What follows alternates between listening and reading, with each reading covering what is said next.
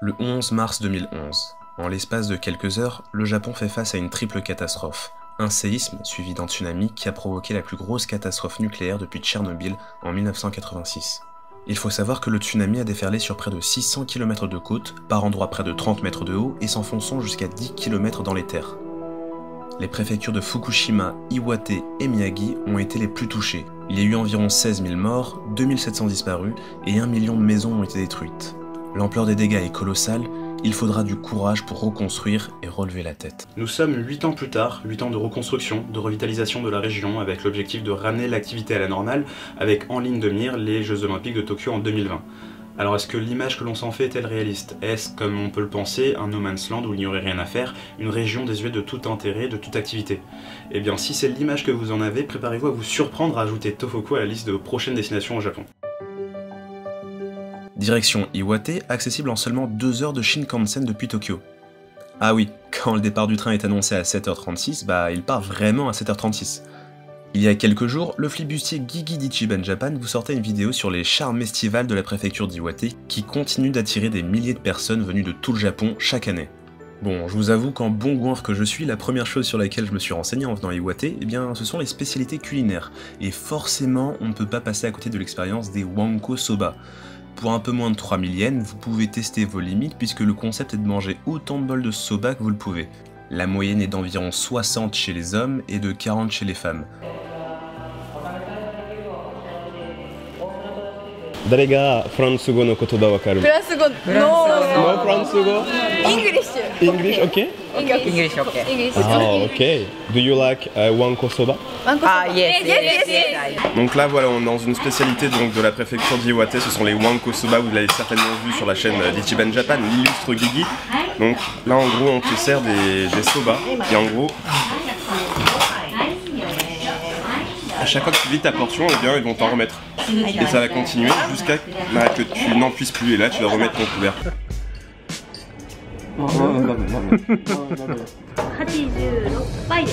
86 pour moi. Ici on n'est pas dans la chaîne Ichiban Japan, tu vois. Ici on mange pas 80 plats de soba.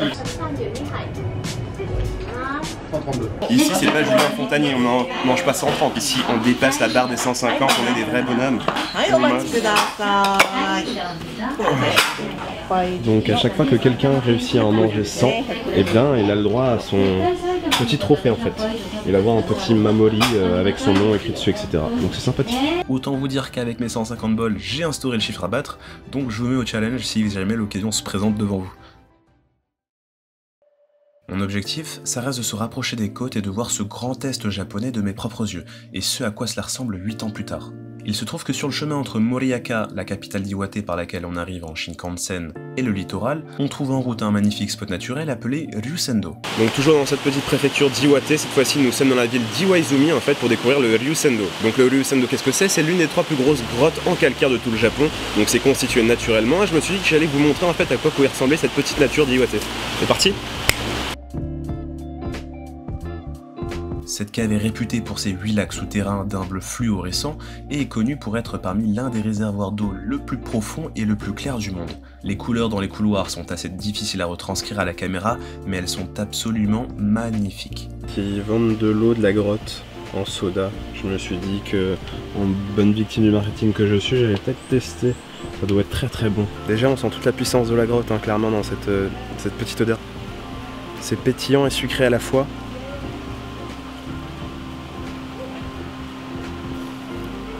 C'est vraiment incroyable. Il n'y a absolument aucune différence. Bon, marketing. À 1 heure de route de là, on se retrouve finalement sur la plage que j'avais envie de visiter, l'une des plus belles plages du Japon avec ses grands rochers offrant de très beaux paysages. Malheureusement, je n'ai pas eu de chance avec la météo puisque le ciel était plutôt couvert. Mais imaginez-vous cette plage avec un grand ciel bleu ou ne serait-ce qu'un lever de soleil avec le soleil qui apparaîtrait derrière les rochers.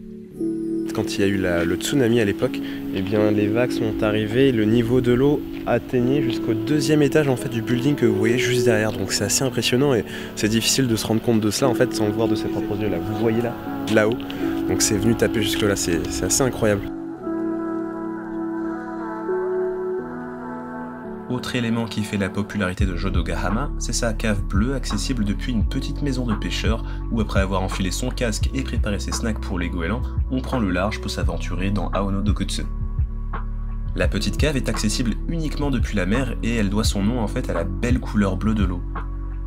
Après, je vais pas vous mentir, hein, mais pour moi le moment le plus fun, ça aurait été de voir ces morts de faim de goélands tout tenter pour venir gratter leur goûter, quitte à faire leur nid au cœur de l'action. À l'image de la ville de Kamaishi, même les endroits qui étaient les plus dévastés par le tsunami ont réussi à fermer leurs plaies avec la reprise d'activités commerciales et sociales. À Kamaishi justement, un nouveau stade de 16 000 places a été construit sur les ruines d'une école, tel un symbole. Ce stade a par ailleurs accueilli 2 matchs de cette Coupe du Monde de rugby, et cela marque véritablement un nouveau chapitre dans l'histoire de la ville. Le devoir de mémoire est également assuré à travers l'espace d'exposition dédié aux événements du 11 mars 2011 pour comprendre comment les locaux et les écoliers tout particulièrement ont vécu ce jour. Et là en fait ce qui a tout de suite attiré mon regard c'est ça, cette chose. Donc une sorte d'œuf avec des marrons à l'intérieur, enfin je sais pas ce que ça vaut, mais je propose qu'on aille tester tout de suite. On l'a trouvé. En gros c'est des œufs de camomé. En gros les camomé c'est les mouettes, hein, vous savez les petites bêtes qu'on a vues tout à l'heure, les oiseaux. Et ça se présente sous cette forme là. Donc c'est assez insolite, j'en avais jamais vu des petites friandises japonaises de cette façon là. On va voir ce que ça vaut. Hein. Alors, super bon. Si vous aimez les marrons, vraiment c'est grosse recommandation. En fait c'est enrobé d'une sorte de fine couche de chocolat au marron. Et à l'intérieur t'as de la pâte de marron encore une fois. Japonais sur 20, je vous recommande. Pour les amateurs d'histoire et de nature, je vous conseille d'aller faire un tour à Tono Furusato Village, qui est la reconstitution à taille réelle d'un village de l'ère Edo. Ce qui vous attend, ce sera une balade à la fois immersive et reposante, puisque l'endroit fait la part belle à la nature, comme actuellement avec les couleurs automnales qui viennent sublimer le tout. Pour la petite histoire, cet endroit est connu pour servir de zone de tournage pour de nombreuses séries et films japonais. Après cette petite exploration d'Iwate, on part un peu plus au sud dans la préfecture de Miyagi, dont la capitale est la ville de Sendai. Mais ce n'est pas dans cette grande ville que j'ai décidé de passer mon week-end, non, c'est à Minami Sanriku, probablement la ville la plus touchée de toute la côte, l'endroit le plus martyrisé par les tsunamis depuis plus de 60 ans. Alors j'ai eu l'occasion de me faire un petit dig site en mode ici Japon, visiter un haikyo, donc un endroit maintenant abandonné, mais qui est chargé d'une histoire bien particulière, puisque le bâtiment en question a permis à de nombreuses personnes de s'en sortir avec la vie sauve. Et là vous voyez clairement une délimitation, une différence de couleur sur le mur, et donc l'eau arrivait jusque là. C'est assez incroyable de se dire qu'on est au 4e, 5e étage d'un gros immeuble, et pourtant l'eau arrivait jusque là. Et voici donc le fameux rooftop où se sont réfugiés les gens. Donc il y a eu 327 personnes réunies sur ce rooftop pour échapper au désastre. C'est assez incroyable de se dire qu'il y a 8 ans à cet endroit, la mer est arrivée jusque là, il y avait des poissons et... Enfin, grosse tragédie quoi. Vraiment, on s'en rend pas compte quand on regardait les news, etc. Mais je pense qu'il faut le vivre pour le croire. Et c'est quand même assez incroyable de se dire que dans cette région où ils ont subi ces catastrophes naturelles, ils ont été capables de revenir, de se rebooster, de faire repartir le tourisme, etc. De repartir sur du bon pied, etc. Donc c'est vraiment la force de ce peuple du Japon, de cette culture japonaise. Hein. Dès qu'il va y avoir une catastrophe naturelle, je sais pas, sur la route, et bien en quelques jours ils vont être capables de réparer le tout et repartir de l'avant. Donc c'est assez inspirant. Comme d'habitude, hein, quand vous visitez un haikyo, donc un endroit abandonné au Japon, n'oubliez pas de ne rien toucher, et surtout si vous le pouvez, vous munir d'une protection. Par exemple, en fait, pour venir dans ce haikyo, il me fallait juste payer 500 yens, et en fait c'est autorisé par l'hôtel du coin, puisque c'est à cet hôtel qu'appartient le bâtiment. Du coup, c'est vraiment accessible à n'importe qui pour le coup. Au Japon, il existe de plus en plus d'hôtels hybrides, donc entre ryokan traditionnel et hôtel confort. Une sorte de chambre style un peu japonais, vous voyez, avec du tatami. Normalement, en gros, là, c'est lorsque vous allez prendre le dîner, et bien pendant ce laps de temps, il y a le personnel qui va venir installer votre futon ici, en fait. Le futon qui est rangé juste là, du coup, qui va être déplié, etc. et fait pour vous. Donc vous n'allez même pas voir les choses passer telles des ninjas. Vous allez revenir dans votre chambre et tout sera prêt pour que vous puissiez dormir. Et donc là, en général, hein, tous ces hôtels qui sont en bord de mer ou en bord de lac, etc., eh bien, ils disposent d'une vue assez exceptionnelle. Donc vous pouvez profiter directement de votre chambre, du lever de soleil, etc. Donc ma foi, c'est plutôt sympathique. C'est le confort d'un grand hôtel classique avec le côté traditionnel du ryokan, de la cuisine de ryokan, de la cuisine washoku, la cuisine japonaise. Donc là, si jamais en fait vous n'avez pas envie de d'aller profiter des bains publics. Eh bien vous avez votre propre salle de bain, voilà comment ça se passe, tout simplement. Bon après c'est quand même mieux d'aller profiter du onsen, des petits bains publics et des bains extérieurs. Vous avez aussi vos propres toilettes. Hop. Que voici, bien sûr la petite toilette électrique, hein, avec le petit jet qui viendra vous caresser l'arrêt des fesses. Donc voilà. Situé en province à des prix très abordables et souvent dans un cadre rêvé face à la mer, à des lacs, etc. Alors on peut considérer cela comme une nouvelle forme de tourisme, hein, puisque ces hôtels ont leur propre microcosme, avec leur propre onsen, leur propre bain extérieur intégré, etc. Donc c'est un vrai régal dont les seuls touristes en général sont des retraités japonais. Donc je vous avoue que le petit Rotemburo à Minami Sanriku avec sa vue sur le littoral, bah c'était du bon Japania sur 20, la régalade absolue. Comptez environ 150 € par nuit et par personne pour séjourner dans ce genre d'établissement, ce qui n'est pas déconnant sachant que cela inclut également un dîner dans les traditions japonaises. D'ailleurs la spécialité locale ce sont les produits marins qui viennent du coin, donc principalement du poisson frais, ainsi que des petits mets gastronomiques qui raviront autant vos papilles que vos yeux. Et rassurez-vous, il y a toujours la possibilité d'avoir des alternatives avec de la viande ou juste des légumes.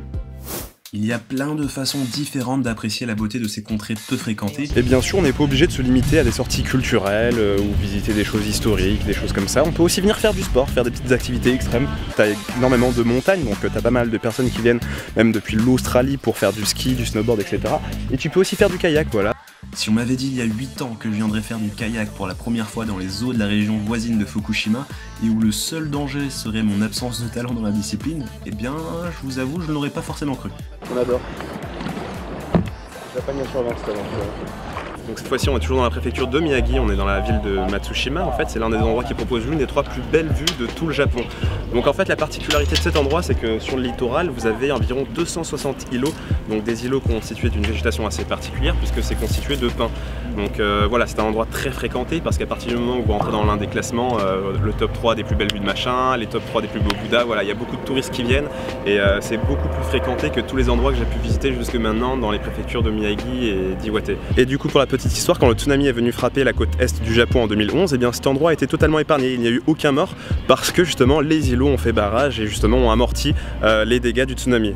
Donc je trouvais ça assez insolite, donc je me suis dit que ce serait intéressant de partager ça avec vous. Alors je n'ai pas eu le temps d'explorer Matsushima comme il se doit par manque de temps, mais je sais que j'y reviendrai certainement y faire un tour puisque j'ai vraiment été surpris par le côté vivant de cet endroit qui semble du coup attirer énormément de touristes, les touristes de la région mais aussi de tout le Japon, que ce soit pour ses beaux paysages ou bien pour ses temples de renom. Et on me dit d'ailleurs dans l'oreillette que le Flipbustier Guigui devrait sortir une vidéo sur la préfecture de Miyagi et de son exploration de Matsushima dans les jours à venir. ここに来て、そう、撮ってる。撮る？あ？私。ありがとうございます。どうすればいいの？そう、今撮ってる。あ、今撮ってた。そう、すごい優しい。おーイケメンどうですか？ありがとうございます。じゃあ食べてみてください。じゃあいただきます。今栗ミルク。How is it? 美味しい。美味しい。 Very, very Thank you. ありがとうございます。一番人気のやつは何ですか？一番人気は多分これ。これ？ずんだ。ずんだ。グリーンソイビーン。でもクラゲ。それは初めて見た。クラゲはクラゲの食感を楽しむ感じ。そうなんだ。味は塩ミルクなんで美味しいですよ。そっちの一番好きのは何ですか？私はホワイトコーヒー。ホワイトコーヒー？そうなんですか。出身どこですか？私は福島。もう近いじゃん。で、お嫁にこっちに来たので。何が一番おすすめ？東北の一番おすすめやつは何ですか？東北のこの店以外。この店以外。宮城でもやっぱり人気なのはずんだ。あと牛タン。あ、牛タン。あとはもう豊かな自然と優しい人々です。そう、やっぱりめっちゃ優しい、明るい。本当だ。そう。ありがとうございます。みんな来てください。ありがとうございました。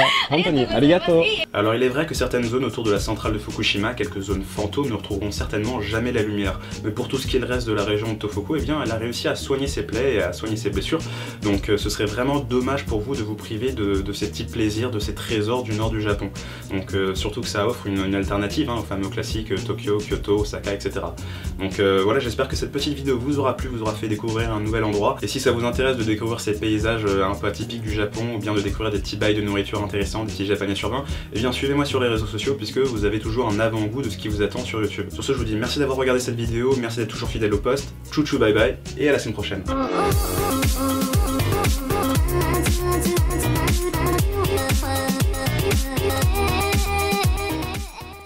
Alors ça faisait pas mal de temps qu'on n'avait pas fait de petites vidéos à la maison et du coup la question que j'ai envie de vous poser, et vous savez certainement laquelle c'est où est la Switch?